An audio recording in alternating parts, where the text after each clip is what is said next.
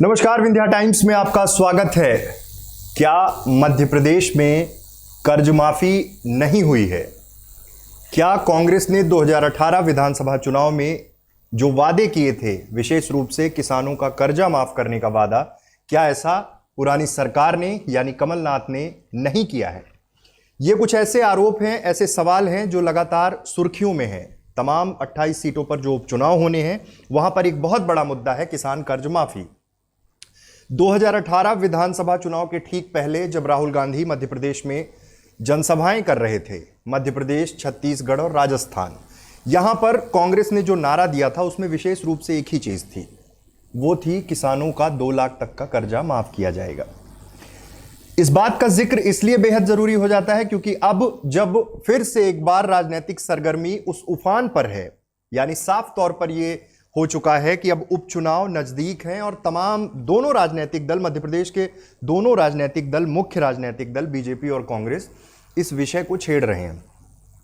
पूर्व मुख्यमंत्री कमलनाथ ग्वालियर दौरे पर थे, प्रेस कॉन्फ्रेंस में उन्होंने चैलेंज किया कि मैं मध्य प्रदेश के मुख्यमंत्री शिवराज सिंह चौहान को चुनौती देता हूं, मैंने 26 लाख किसानों का कर्जा माफ किया है, वो मेरे सामने आए, आमने सामने बैठकर बात हो जाएगी।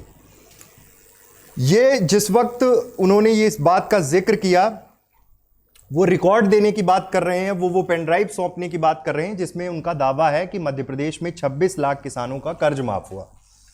वो इस बात की भी चर्चा कर रहे थे कि कर्ज माफी जरूरतमंद किसानों की गई, 2 लाख तक के कर्जे माफ किए गए, लेकिन जो लोग जीएसटी भरते हैं, जो टैक्स पेयर हैं, जो घर बनाने के लिए कर्जा ले रखे थे, उनका कर्जा माफ करने की सरकार ने जिम्मेदारी नहीं ली थी। उन्होंने एक चीज और कही कि जो लोग मीडिया में आ रहे हैं, कुछ ऐसे किसानों की बात होती है जो मीडिया में आके कहते हैं कि मेरा कर्जा माफ नहीं हुआ, वहां पर कमलनाथ का कहना था कि उनसे पूछिए उनके खाते कितने हैं। और जो उनका कृषि से संबंधित वो है, जिस कर्ज माफी की वो बात कर रहे थे, वो कर्ज माफी उन्होंने की, लेकिन उसके इतर जो लोग इस तरह के आरोप लगा रहे हैं उनके कर्जे दूसरे हैं। किसी का घर का लोन है, कोई टैक्स पे कर रहा, तो उनके कर्जे नहीं माफ किए। इशारों में उन्होंने ये भी कहा कि ज्योतिरादित्य सिंधिया, बिना नाम लिए उन्होंने कहा कि अब तक मैं ग्वालियर के मसलों पर हस्तक्षेप नहीं करता था, लेकिन अब मेरी प्राथमिकता में ग्वालियर होगा।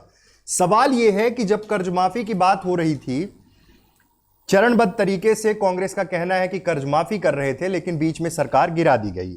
इससे पहले एक बात की चर्चा बेहद जरूरी है।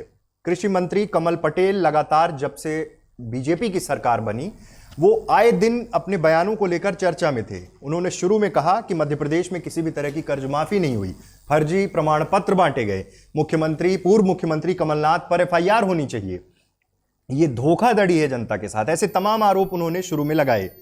लेकिन जैसे जैसे ये बातें वो चर्चा कर रहे थे और लगातार कांग्रेस इसके एवज में एक पेनड्राइव की बात करती है, बार बार 26 लाख किसानों की सूची देने की बात करती है, कॉन्टैक्ट नंबर देने की बात करती है, और ग्राम पंचायत वाइज जिन किसानों का माफ हुआ है कर्ज, वो भी देने की बात करती है।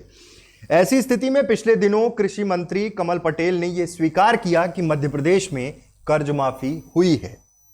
यह सियासत जिस दिशा में जा रही है उसमें यह जानना बेहद जरूरी हो जाता है कि क्या वाकई मध्य प्रदेश में कर्ज माफी हुई है, और अगर हुई है तो फिर अब जब शिवराज सिंह चौहान की सरकार है तो उस बात को लेकर पुरानी सरकार को क्यों घेर रहे हैं? अगर चरणबद्ध तरीके से कर्ज माफी हो रही थी तो जिस चरण में अब पहुंचना था कमलनाथ को, उसके पहले ही सरकार गिरा दी गई। ये बड़े पुख्ता सवाल हैं। ये सवाल इसलिए बेहद जरूरी हैं क्योंकि जनता को भी ये जानने का अधिकार है कि जिन आरोपों की बुनियाद पर प्रदेश की सियासत की जा रही है, उपचुनाव जिन मुद्दों पर लड़ा जा रहा, उपचुनाव में जिस बात की सबसे ज्यादा चर्चा हो रही, तमाम चुनावी भाषणों में शिवराज सिंह चौहान और तमाम नेता, बीजेपी के नेता कमलनाथ को घेरते नजर आते हैं। लेकिन अब आज चुनौती की बात हो गई। कमलनाथ ने कहा कि मैं चुनौती देता हूं, वो मेरे सामने बैठे, मैं 26 लाख किसानों की कर्ज माफी के डॉक्यूमेंट्स उन्हें अवेलेबल कराऊंगा। इसका मतलब साफ है कि क्या शिवराज सिंह चौहान अब उनकी इस चुनौती को स्वीकार करेंगे? क्योंकि ये उस वक्त ये चुनौती का मसला आया जब पिछले दिनों ग्वालियर चंबल की सीटों पर उपचुनाव के प्रचार के लिए एक मेगा रोड शो कमलनाथ ने किया। रोड शो कांग्रेस के दृष्टिकोण से ऐतिहासिक रहा और सफल रहा। आज पत्रकारों से बात करते हुए बिना ज्योतिरादित्य सिंधिया का नाम लिए कमलनाथ ने बड़े तीखे प्रहार किए और साफ तौर पे कहा कि ये घर वापसी है उनकी, जो कभी कांग्रेस में आए थे, लेकिन ये उनकी घर वापसी है, वो वापस चले गए। ग्वालियर चंबल पे भी उन्होंने बात की, लेकिन मसला जो सबसे बड़ा है वो कर्ज माफी का है।